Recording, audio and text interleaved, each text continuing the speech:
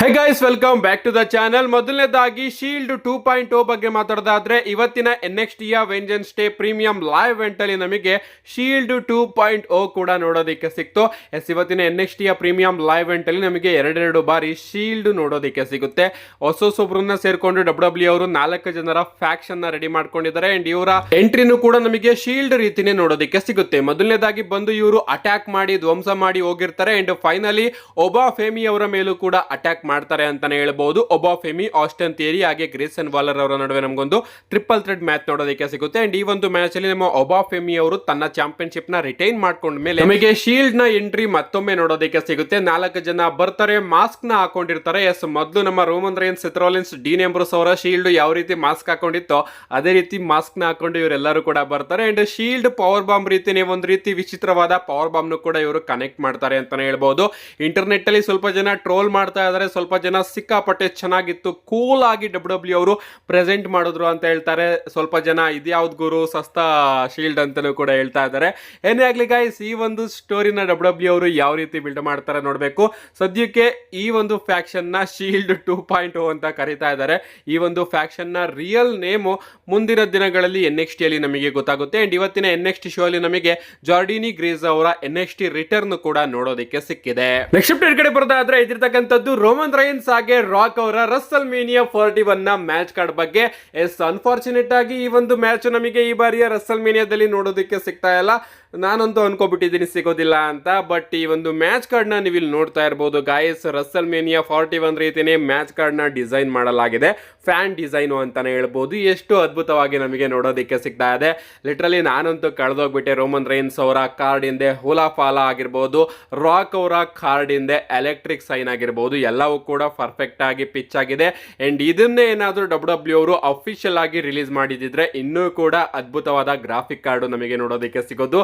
ಏನಿಲ್ಲ guys, Monday night Netflix edition ಅಲ್ಲಿ ಬಂದಿದ್ರಲ್ಲ, ಅಲ್ಲಿಂದನೂ ಕೂಡ WWE ಅವರು ರಾಕ್ ಆಗಿ ರೋಮನ್ ರೈನ್ಸ್ ಅವರ ಫ್ಯೂಡ್ ನ ಪ್ಲಾನ್ ಮಾಡಿದ್ರೆ, ಈ ಬಾರಿಯ ರಸ್ಸಲ್ ಮೇನಿಯಾ ಮಾತ್ರ ಯಾವುದು ನೆಕ್ಸ್ಟ್ ಲೆವೆಲ್ ಆಗಿರೋದು. ಬಟ್ ಈಗ ಚೂರು ಕೂಡ ಹೈಪ್ ಇಲ್ದಲೆ ಕೂತ್ಕೊಂಡಿದೆ ರಸ್ಸಲ್ ಮೇನಿಯಾ. ಏನೇ ಆಗ್ಲಿ ಈ ಒಂದು ಮ್ಯಾಚ್ ಕಾರ್ಡ್ ಮಾತ್ರ ನನಗೆ ಸಿಕ್ಕಾಪಟ್ಟೆ ಇಷ್ಟ ಆಯ್ತು. ನೆಕ್ಸ್ಟ್ ಅಪ್ಡೇಟ್ ಕಡೆ ಬರೋದಾದ್ರೆ ಇದಿರ್ತಕ್ಕಂಥದ್ದು ನಮ್ಮ ಸೋಲೋ ಸಿಕೋವಾ ಅವರ ಬಗ್ಗೆ. ನಿಮಗೆ ಗೊತ್ತಿರಬಹುದು, ಈಗ ನಮ್ಮ ಸೋಲೋ ಸಿಕೋವಾ ಹಾಗೆ ಜಾಕೋ ಫಾಟೋ ಅವರ ಮ್ಯಾಚ್ ಪ್ರಾಬಬ್ಲಿ ನಮಗೆ ರಸ್ಸಲ್ ಮೇನಿಯಾದಲ್ಲಿ ನೋಡೋದಕ್ಕೆ ಸಿಗಬಹುದು. ಯಾಕಂದ್ರೆ ರೀಸೆಂಟ್ ಮಂಡೇ ನೈಟ್ ರಾಲಿ ನಮಗೆ ಅದೇ ರೀತಿಯ ಹಿಂಟ್ ನೋಡೋದಕ್ಕೆ ಸಿಗ್ತಾ ಇತ್ತು. ನಮ್ಮ ಸೋಲೋ ಸಿಕೋವಾ ಅವರು ಮಿಸ್ ಆಗಿ ಟಾಮಟೋಂಗ ಅವರಿಗೆ ಸುಮೋವನ್ ಸ್ಪೈಕ್ ನ ಕನೆಕ್ಟ್ ಮಾಡಿದ್ದಾರೆ. ಅಂಡ್ ಅದರಿಂದ ನಮ್ಮ ಜಾಕೋ ಫಾಟೋ ಅವರಿಗೆ ಸಿಕ್ಕಾಪಟ್ಟೆ ಕೋಪ ಬಂದಿದೆ. ಸೊ ನೋಡ್ಬೇಕು ಈಗ ಈ ಒಂದು ಸ್ಟೋರಿ ಯಾವ ರೀತಿ ಪ್ರೋಗ್ರೆಸ್ ಆಗುತ್ತೆ ಅಂತ. ಸದ್ಯಕ್ಕೆ ನಮ್ಮ ಸೋಲೋ ಸಿಕೋವಾ ಅವರು ಈಗ ಒಂಟಿ ಆಗಿದ್ದಾರೆ. ಬಟ್ ಪ್ರಾಬಬ್ಲಿ ಅವರಿಗೆ ಹೆಲ್ಪ್ ಮಾಡೋದಕ್ಕೋಸ್ಕರ ನಮ್ಮ ಬ್ರಾನ್ಸನ್ ರೀಡ್ ಅವರು ನೋಡೋದಕ್ಕೆ ಸಿಗಬಹುದು. ಅಫ್ಕೋರ್ಸ್ ಸದ್ಯದಲ್ಲಿ ನಮ್ಮ ಬ್ರಾನ್ಸನ್ ರೀಡ್ ಅವರು ರಿಟರ್ನ್ ಆಗೋದಿಲ್ಲ. ರಸ್ಸಲ್ ಮೇನಿಯಾ ಆದ್ಮೇಲೆ ಅವರು ತನ್ನ ಇಂಜುರಿಯಿಂದ ರಿಟರ್ನ್ ಆಗೋದು. ಆದ್ರೂ ಕೂಡ ನಮ್ಮ ಬ್ರಾನ್ಸನ್ ರೀಡ್ ಅವರು seems like solo needs A new Homi ಅಂತ ಒಂದು ಟ್ವೀಟ್ ನ ಮಾಡಿದ್ದಾರೆ. ಸೊ ಸೋಲೋ ಸಿಕೋವಾ ಅವರಿಗೆ ಒಬ್ಬ ಪಾರ್ಟ್ನರ್ ಬೇಕಾಗುತ್ತೆ ಅಂತ ನನಗೆ ಅನ್ನಿಸ್ತಾ ಇದೆ ಅಂತ ನಮ್ಮ ಬ್ರಾನ್ಸನ್ ರೀಡ್ ಅವರು ಟ್ವೀಟ್ ನ ಮಾಡಿದ್ದಾರೆ. ಯಾರಿಗ ಗೊತ್ತು ಗೈಸ್, ರಸ್ಸಲ್ ಮೇನಿಯಾ ಮುಗಿದ ಮೇಲೆ WWE ಅವರು ಈ ರೀತಿ ಒಂದು ಆಂಗಲ್ ಕೂಡ ತಗೊಂಡ್ ಬರಬಹುದು. ಆ ಕಡೆ ನಮ್ಮ ಜಾಕೋ ಫಾಟೋ ಅವರು ಟಾಮಟೋಂಗ ಅವರ ಜೊತೆ ಇದ್ರೆ, ಇಲ್ಲಿ ನಮ್ಮ ಸೋಲೋ ಸಿಕೋವಾ ಅವರು ಬ್ರಾನ್ಸನ್ ರೀಡ್ ಅವ್ರನ್ನ ಆಸ್ ಎ ಟ್ಯಾಗ್ ಟೀಮ್ ಕರ್ಕೊಂಡು ಬರಬಹುದು. And survivor series war game ಅಲ್ಲಿ ಇದೇ ವಿಚಾರ ನಮಗೆ ನೋಡೋದಕ್ಕೆ ಸಿಕ್ಕಿದ್ದು.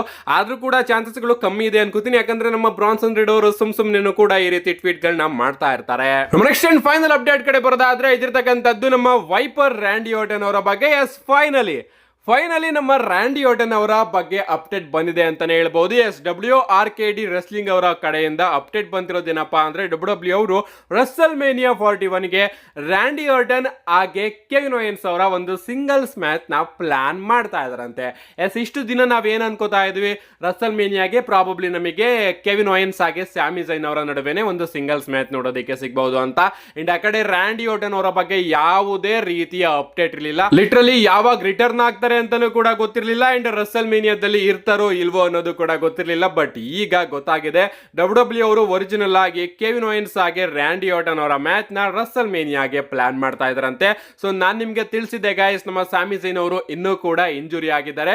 ಸೊ ಪ್ರಾಬಬ್ಲಿ ನಮ್ಮ ಕೆವಿನ್ ಓಯನ್ಸ್ ಅವರು ಸ್ಯಾಮಿ ಝೈನ್ ಅವರಿಗೆ ಚಾಲೆಂಜ್ ಮಾಡಿದಾರಲ್ಲ, ಆ ಒಂದು ಚಾಲೆಂಜ್ ನ ನಮ್ಮ ಸ್ಯಾಮಿ ಝೈನ್ ಅವರು ಆಕ್ಸೆಪ್ಟ್ ಮಾಡ್ಕೋಬಹುದು. ಅಂಡ್ ನಮಗೆ ಇವರ ನಡುವೆ ಒಂದು ಮ್ಯಾಚ್ ನೋಡೋದಕ್ಕೆ ಸಿಗಬಹುದು ಎಲಿಮಿನೇಷನ್ ಚೇಂಬರ್ ಅಲ್ಲಿ, ಅಥವಾ ಒಂದು ಸೆಗ್ಮೆಂಟ್ ಕೂಡ ನೋಡೋದಕ್ಕೆ ಸಿಗಬಹುದು ಅಂತ ಕಳೆದ ವಿಡಿಯೋದಲ್ಲಿ ವಿಡಿಯೋದಲ್ಲಿ ನಿಮಗೆ ತಿಳಿಸಿದ್ದೆ. ಸೊ ಈಗಾಗಲೇ ಇಂಜುರಿ ಆಗಿರ್ತಕ್ಕಂತಹ ನಮ್ಮ ಸ್ಯಾಮಿ ಝೈನ್ ಅವ್ರನ್ನ ನಮ್ಮ ಕೆವಿನ್ ಓಯನ್ಸ್ ಅವರು ಇನ್ನೂ ಕೂಡ ಇಂಜುರಿ ಮಾಡಬಹುದು ಅವರ ಹೋಮ್ ಗ್ರೌಂಡ್ ಅಲ್ಲೇನೆ. ಸೊ ಬ್ರೂಟಲ್ ಆಗಿ ಅಟ್ಯಾಕ್ ಮಾಡಿಬಿಡಬಹುದು. ಅಂಡ್ ಇಲ್ಲಿ ನಮ್ಮ ಸ್ಯಾಮಿ ಝೈನ್ ಅವರ ಹೆಲ್ಪಿಗೆ ನಮ್ಮ ವೈಪರ್ ರ್ಯಾಂಡಿ ಓರ್ಟನ್ ಅವರ ರಿಟರ್ನ್ ನಮಗೆ ಎಲಿಮಿನೇಷನ್ ಚೇಂಬರ್ ಅಲ್ಲಿ ನೋಡೋದಕ್ಕೆ ಸಿಗಬಹುದು. ಸೊ ಎಲಿಮಿನೇಷನ್ ಚೇಂಬರ್ ಗೆ ನಮ್ಮ ಸ್ಯಾಮಿ ಝೈನ್ ಅವರ ಹೋಮ್ ಗ್ರೌಂಡ್ ಅಲ್ಲಿ ಸ್ಯಾಮಿ ಝೈನ್ ಅವ್ರನ್ನ ಕಾಪಾಡೋದಕ್ಕೆ ರ್ಯಾಂಡಿ ಓರ್ಟನ್ ಅವರು ಬಂದ್ರೆ ಅವರಿಗೆ ಮೆಗಾ ಪಾಪು ನಮಗೆ ನೋಡೋದಕ್ಕೆ ಸಿಗುತ್ತೆ. ಅಂಡ್ ಕೆವಿನ್ ಓಯನ್ಸ್ ಅವರು ನಮ್ಮ ರ್ಯಾಂಡಿ ಓರ್ಟನ್ ಅವ್ರಿಗೂ ಕೂಡ ಪೈಲ್ ಡ್ರೈವರ್ ನ ಕನೆಕ್ಟ್ ಮಾಡಿದ್ದಾರೆ. ಆ ಒಂದು ಸೈಡ್ ಅನ್ನು ಕೂಡ ನಮ್ಮ ರ್ಯಾಂಡಿ ಓರ್ಟನ್ ಅವರು ತೀರಿಸ್ಕೋಬೇಕು. ಸೊ ಸ್ಯಾಮಿ ಝೈನ್ ಅವರ ಹೆಲ್ಪ್ ಮಾಡೋದಕ್ಕೆ ಬಂದಂತಹ ನಮ್ಮ ರ್ಯಾಂಡಿ ಓರ್ಟನ್ ಅವರು ಕೆವಿನ್ ಓಯನ್ಸ್ ಅವರ ಜೊತೆ ರಸ್ಸಲ್ ಮೇನಿಯಾಗೆ ಒಂದು ಮ್ಯಾಚ್ ನ ತಗೊಂಡು ಹೋಗ್ತಾರೆ, ಫ್ಯೂಡ್ ನ ಕಂಟಿನ್ಯೂ ಮಾಡಿಕೊಂಡು. ಈ ರೀತಿ ಒಂದು ಸ್ಟೋರಿ ಲೈನ್ ನಮಗೆ ರಸ್ಸಲ್ ಮೇನಿಯಾ ತನಕ ನೋಡೋದಕ್ಕೆ ಸಿಗಬಹುದು. ಅಂಡ್ ಫೈನಲಿ ರಸ್ಸಲ್ ಮೇನಿಯಾದಲ್ಲಿ ರ್ಯಾಂಡಿ ಓರ್ಟನ್ ಆಗಿ ಕೆವಿನ್ ಓಯನ್ಸ್ ಅವರ ಸಿಂಗಲ್ಸ್ ಮ್ಯಾಚ್ ನಮಗೆ ನೋಡೋದಕ್ಕೆ ಸಿಗಬಹುದು. ಸ್ಯಾಮಿ ಝೈನ್ ಅವರಿಗೆ ಬೇಜಾರಾಗುತ್ತೆ, ಯಾಕಂದ್ರೆ ಸ್ಯಾಮಿ ಝೈನ್ ಅವರ ಮ್ಯಾಚ್ ರಸ್ಸಲ್ ಮೇನಿಯಾದಲ್ಲಿ ನೋಡೋದಕ್ಕೆ ಸಿಗುತ್ತೋ ಇಲ್ವೋ ಅಂತ ಗೊತ್ತಿಲ್ಲ. ಬಟ್ ನಮ್ಮ ರ್ಯಾಂಡಿ ಓರ್ಟನ್ ಅವರ ಮ್ಯಾಚ್ ರಸ್ಸಲ್ ಮೇನಿಯಾದಲ್ಲಿ ನೋಡೋದಕ್ಕೆ ಸಿಗುತ್ತೆ ಅಂತ ಗೊತ್ತಾಯ್ತಲ್ಲ, ಇದನ್ನ ನೋಡಿ ನನಗಂತೂ ಸಿಕ್ಕಾಪಟ್ಟೆ ಖುಷಿ ಆಯ್ತು. ಸೊ ಈಗ ಎಕ್ಸೈಟೆಡ್ ಆಗ್ತಾ ಇದ್ದೀರಾ ಗೈಸ್ ಎಲಿಮಿನೇಷನ್ ಚೇಂಬರ್ಗೆ? ನಿಮ್ಮ ಅನಿಸಿಕೆನ ಕಮೆಂಟ್ ಮಾಡಿ. ಇಷ್ಟು ಇವತ್ತಿನ ವಿಡಿಯೋ ಲೈಕ್ ಮಾಡಿ, ಚಾನಲ್ ಸಬ್ಸ್ಕ್ರೈಬ್ ಮಾಡ್ಕೊಳ್ಳಿ. See you guys in my next video.